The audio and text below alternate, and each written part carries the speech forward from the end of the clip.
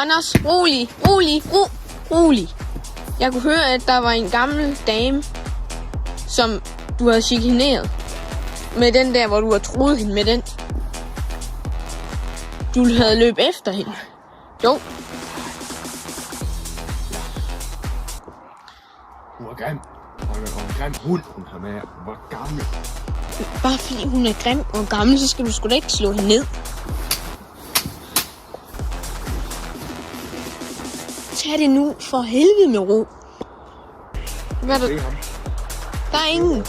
Det er Theodor, står det. Der er jo ikke nogen. Så, der er jo ikke... Nej, tag det. Ja, der røg din skulder ned. Læg det våben. Læg nu det våben. For fanden.